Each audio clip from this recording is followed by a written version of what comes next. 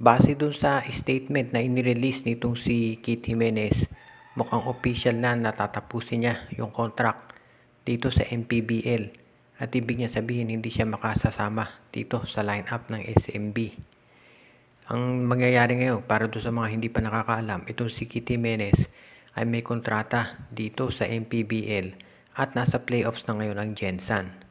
At hindi matatapos ang kontrata niya hanggang Disyembre.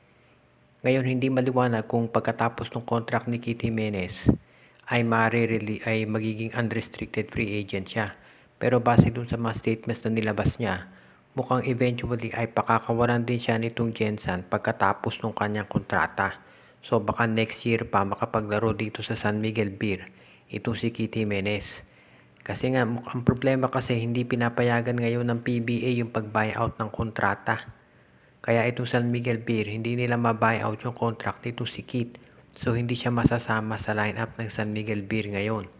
At dahil dito, asahan natin na kung ano man yung trade na gagawin ng SMB para sa point guard, baka medyo i-postpone muna yan. Unless point guard din ang kapalit. For example, kung kukunin nila itong si Robert Bolick, kapalit ni Simon Enciso at Chris Ross. Pero kahit hindi makapaglalaro si Kit Jimenez sa SMB ngayong taon na to, mukhang determinado pa rin ang Beermen na maisama siya dito sa kanilang lineup dahil very impressive daw ito sa practice.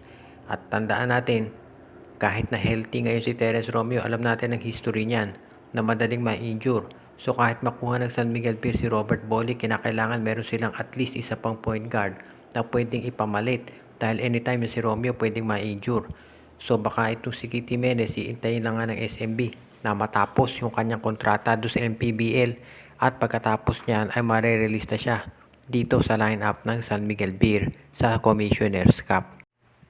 Posible nga kaya na itong si Miles Powell ang magiging import ng Barangay Ginebra dito sa Commissioner's Cup. Sabihin na natin na itong si Powell ay undersized kumpara dito sa ibang import. Pero sanay naman dyan ng Ginebra. Si Brownlee nga nagcha-champion sa Commissioner's Cup kahit mas malalaki yung kalaban niya. At hindi na natin kailangan ipaliwanag kung bakit interesado Ginebra dito kay Powell dahil alam naman natin kung anong kaya nitong gawin. Kung sakasakali kasi ang Ginebra ngayon ay iniintay yung resulta ng test kay Justin Brownlee. Nag-apela si Brownlee at kung dito sa second test ay hindi siya maging positibo, negative ang lumabas, si Brownlee siyempre magiging import ng Barangay Ginebra. Pero kung ito ay magpositibo, kinakailangan na nilang maghanap. Tandaan natin, November 5 ang opening ng Commissioner's Cup. So, ang hirap ng sitwasyon ng Ginebra dahil uncertain sila ngayon. Hindi malaman kung si Brownlee ang magiging import o hindi. So, kung ito si Brownlee nga ay hindi po pwede, kinakailangan on standby, meron na silang nakahanda. Kahit anong eventuality, dapat ready Ginebra. Kung ito si Miles Powell ay makukuha ng Ginebra, napakalaking bagay niyan. Una-una, alam na ni Miles Powell ang laro dito sa PBA. Pangalawa, kabisado na rin niya Ginebra dahil nakalaban nila yan sa finals. Pangatlo, napakatindi nitong scorer. Yan ang kinakailangan niya ng Ginebra dahil kapag alam natin, kapag kinakailangan nila ng basket kay Brownlee sila pupunta. Kung walang Brownlee at meron ka namang Powell kahit papano ay magiging okay yan. Siyempre, iba pa rin yung Justin Brownlee, alam natin lahat yan. Pero okay rin kung makuha nila si Miles Powell bilang import dito sa darating na Commissioner's Cup. Makatutulong yan dito sa Barangay Ginebra. At siyempre, kahit papano familiar na siya dito sa style ng laro natin. At yan ang magiging bentahe ng Ginebra dahil yung ibang imports ay hindi pa familiar at ngayon pa lamang lalaro dito sa PBA. Kaya tignan natin kung magsasucceed ang plano ito ng Ginebra. At dahil official nang inapprove ng PBA itong pagdagdag ng dalawang team sa liga, ang hinahanap ngayon daw nito si Commissioner Marcial ay kung sino ang kanilang isasama. Dadaan daw sa isang tinatawag na mahigpit na screening process. Of course, marami siyempre ang matatawad yan dahil obviously itong Terra Firma at Blackwater hindi dumaan sa ganyan. At pinayagan na lang basta-basta sumali at nakita natin na naging epekto. Of course, yung mga fans na nanonood ng PBA, ang gusto nilang idagdag na teams ay yung lalaban sa kampyonato. Hindi yung katulad ng Terra Firma, Northport at Blackwater. So ngayon, ang tinitignan daw ngayon ng liga ay yung mga kumpanya na talagang lalaban. Parang ang PBA yan din ang gusto ngayon. At sino nga ba ang pwede nilang kausapin? Well, unang-una na dyan, yung obvious na contender, itong Chooks to Go. Kinakailangan siguro magbago ng pangalan ng Magnolia pero hindi naman yan magiging problema dahil marami naman produkto itong SMC, so madali lang yan. Pagdating naman ngayon doon sa isa pang team, well, maraming kandidato dyan. Ang isa na itong Master Sardines na meron doon sa PBA 3-on-3.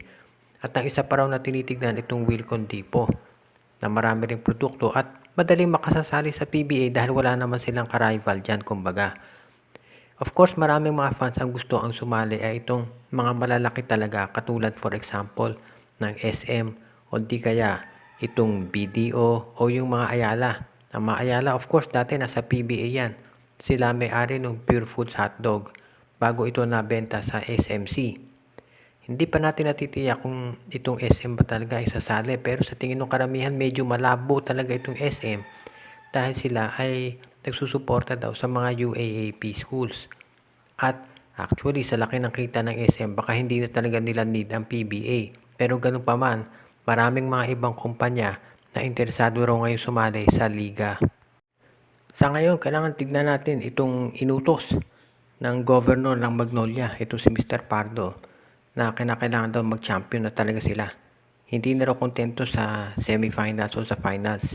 Anything less than a championship daw magiging disappointment.